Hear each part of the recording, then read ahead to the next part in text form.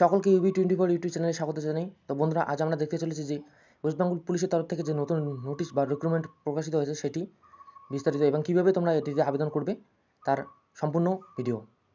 তো এই নোটিশটি কিন্তু প্রকাশিত হয়েছে আগস্টের 8 তারিখ এবং এখানে কিন্তু সফটওয়্যার ডেভেলপমেন্ট এর জন্য নিয়োগ করা হবে। আর এই যে নিয়োগ প্রক্রিয়া রয়েছে সেটি কিন্তু রয়েছে 1 বছরের কন্ট্রাক্ট বেসিস এবং তোমাদের যে বেতনটি হবে সেটি কিন্তু 40,000-এর মতো হবে। তো যারা আমাদের চ্যানেলে এখনও নতুন রয়েছে চ্যানেলটি অবশ্যই সাবস্ক্রাইব করবে এবং বেল আইকনটি অন করে রাখবে, যাতে আমাদের প্রত্যেকটি ভিডিও আপলোড করা মাত্র আপনাদের কাছে সর্বপ্রথম পৌঁছায়। আমাদের এই চ্যানেলে প্রতিনিয়ত বিভিন্ন চাকরির খবর আপডেট দেওয়া হয়, এছাড়াও বিভিন্ন ফর্ম ফিল আপের পদ্ধতি সম্পূর্ণ বিস্তারিতভাবে দেখানো হয়। তো এর জন্য কিন্তু আমাদের সর্বপ্রথম ওয়েস্টবেঙ্গল পুলিশের যে অফিসিয়াল ওয়েবসাইট রয়েছে অর্থাৎ wbpolice.gov.in এই ওয়েবসাইটে চলে আসতে হবে এবং রিক্রুটমেন্ট অপশানে ক্লিক করে যে সর্বপ্রথম 8 তারিখ রিক্রুটমেন্টটি প্রকাশিত হয়েছে তার গেট ডিটেলস অপশানে ক্লিক করতে হবে এবং এখান থেকে অ্যাপ্লাই অপশান পেয়ে যাবে। অ্যাপ্লাই অপশানে ক্লিক করলে এই পেজটি তোমাদের সামনে চলে আসবে, যেখানে তোমাদের দেওয়া থাকবে যে অ্যাপ্লিকেশন ডেট কবে থেকে শুরু এবং কবে শেষ, এবং তার নিচে দেওয়া থাকবে অ্যাপ্লাই নাও। তো অ্যাপ্লাই নাও ক্লিক করব। অ্যাপ্লাই নাও ক্লিক করলে কিন্তু এই জেনারেল ইনস্ট্রাকশন পেজটি চলে আসবে। এখান থেকে প্রসিড নাও অপশানটিতে ক্লিক করব। ক্লিক করার পর আমাদের সামনে এই অ্যাপ্লিকেশন ফর্মটি চলে আসবে, যেখান থেকে বেসিক ইনফরমেশন কিন্তু দিতে বলবে। তো এখানে কিন্তু তোমাদের ইংলিশে যে ব্লগ লেটার রয়েছে, তো তোমরা কিন্তু ব্লগ লেটারে এটি দিয়ে দেবে, তাছাড়া কিন্তু তোমাদের এই আবেদনটি নেওয়া হবে না বা ক্যান্সেল হতেও পারে।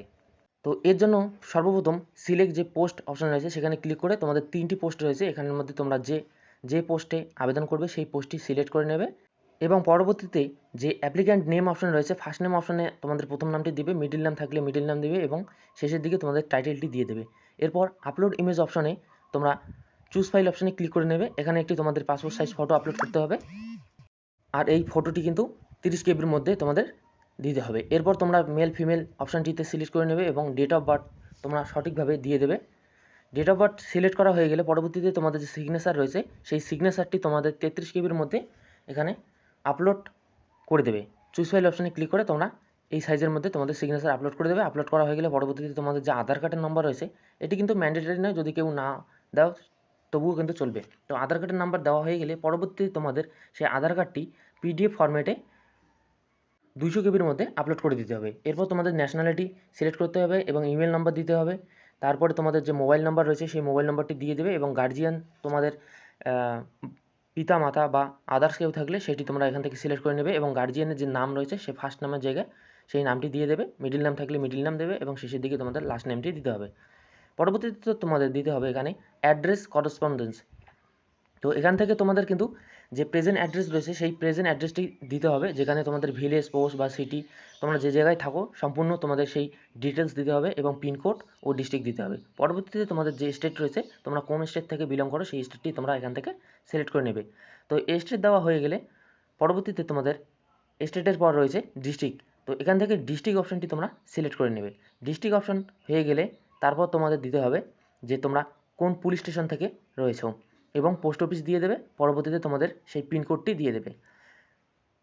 সমস্ত কিছু দেওয়া হয়ে গেলে পার্মানেন্ট অ্যাড্রেস অপশান রয়েছে, যদি তোমাদের অ্যাড্রেস এক রয় তাহলে তোমরা টিক অপশানে ক্লিক করে দেবে এবং তোমাদের সেই অ্যাড্রেসগুলি সেম এখানে আবার চলে আসবে। আর যদি তোমাদের পার্মানেন্ট অ্যাড্রেস আর প্রেজেন্ট অ্যাড্রেস আলাদা হয় সেক্ষেত্রে তোমাদের আবার নতুন করে এখানে বসিয়ে দিতে হবে। এগুলি বসা হয়ে গেলে পরবর্তীতে তোমাদের যে কোয়ালিফিকেশন রয়েছে কোয়ালিফিকেশন ডিটেলস তোমাদের এখানে দিতে হবে। তোমাদের যে হাইয়েস্ট কোয়ালিফিকেশান রয়েছে সেই highest qualification, university, board, result এবং পার্সেন্টেজ যে তোমাদের পার্সেন্টেজ রয়েছে সমস্ত কিছু কিন্তু এখানে বসাতে হবে। তো এখান থেকে তোমরা কোন কোর্স নিয়ে পড়াশোনা করেছো সেটি সিলেক্ট করে নেবে। পরবর্তীতে তোমাদের এখানে কোন বোর্ড বা ইউনিভার্সিটির আন্ডারে সেটি পড়ছিলে সেই বোর্ড বা ইউনিভার্সিটি দিয়ে দেবে এবং তোমাদের যে ইয়ার অফ পাসিং অর্থাৎ তোমরা কোন বছর পাস আউট করেছো সেটি দিয়ে দেবে।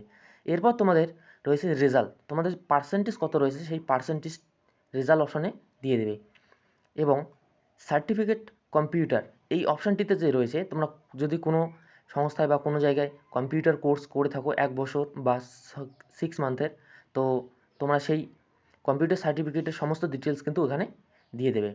সর্বপ্রথম তোমাদের দিতে হবে যে কম্পিউটার কোর্সটি করেছিলে সেই কোর্সটির নেম এখানে দিতে হবে এবং কোন ইনস্টিটিউট বা কোন সংস্থা থেকে তোমরা করেছো তার নাম দিতে হবে। পরবর্তীতে দিতে হবে তোমাদের ডিউরেশন কত ছিল, অর্থাৎ 6 মান্থ না 1 ইয়ার ছিল সেটি তোমরা দিয়ে দেবে এবং রেজাল্টের যে পার্সেন্টেজটি ছিল সেই রেজাল্টের জায়গায় পার্সেন্টেজটি বসাতে হবে। বসা হয়ে গেলে পরবর্তীতে যদি তোমাদের কোনো আদার্স কোয়ালিফিকেশান থাকে বা অন্য কোনো কোর্স করা থাকে সেক্ষেত্রে অ্যাড অপশানে ক্লিক করে তোমরা কিন্তু অ্যাড করতে পারো, না থাকলে না দিলেও চলবে।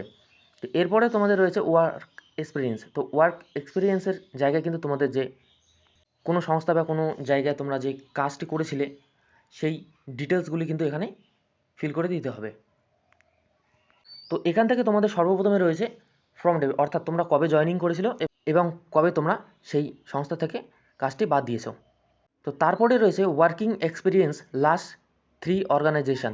তো তোমাদের এই অপশানে কিন্তু যদি কোনো অর্গানাইজেশনে কাজ করে থাকো সেই অর্গানাইজেশনের নাম কিন্তু এখানে দিতে হবে, অর্থাৎ তোমাদের সেই কোম্পানির নাম এবং তোমাদের সেই জয়েনিং ডেট, কবে তোমরা জয়েন করেছো এবং কবে তোমরা ছেড়েছিলে, সমস্ত কিছু এখানে ইনফরমেশান ভালো করে বসিয়ে দিতে হবে। এবং তোমাদের যে নেচার অফ জব, অর্থাৎ তোমাদের কোন টাইটেল বা কী জবটি ছিল বা কোন পোস্টিংয়ে ছিল সেটি কিন্তু এখানে বসাতে হবে এবং তোমাদের প্ল্যাটফর্মটিও বসিয়ে দিতে হবে।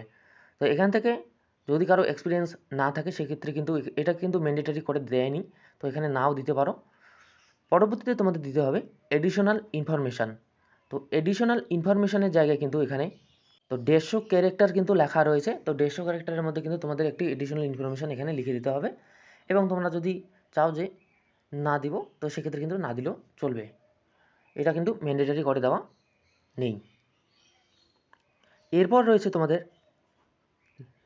যে লাস্ট এক্সাম দিয়েছিলে তার কিন্তু সার্টিফিকেটটি এখানে আপলোড করতে বলেছে 200 কেবি ফরম্যাটের মধ্যে।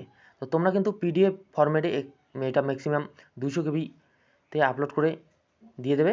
তো এখান থেকে তোমাদের যে কম্পিউটার সার্টিফিকেট রয়েছে সেটিও কিন্তু তোমাদের আপলোড করতে হবে। তো সর্বপ্রথম তোমাদের যে লাস্ট এক্সাম সার্টিফিকেট সেটি আপলোড করবে এবং পরবর্তীতে তোমাদের সেই কম্পিউটার সার্টিফিকেটটি আপলোড করবে এবং প্লেস যে অপশান রয়েছে সেখান থেকে তোমরা কোন সিটি বা কোন ভিলেজ থেকে রয়েছে সেই প্লেসের নামটি দিয়ে দেবে এবং এটি দেওয়া হয়ে গেলে পরবর্তীতে তোমাদের কিন্তু চাবে upload 5 year experience certificate in government project. তো তোমরা 200 কেবি ফরম্যাটে অর্থাৎ পিডিএফ ফরম্যাটে 200 কেবির মধ্যে কিন্তু তোমাদের যে 5 ইয়ার এক্সপিরিয়েন্স সার্টিফিকেট রয়েছে সেটি কিন্তু তোমরা এখানে আপলোড করে দেবে এবং ডিক্লারেশন যে অপশান রয়েছে সেটিতে টিক করে দেবে।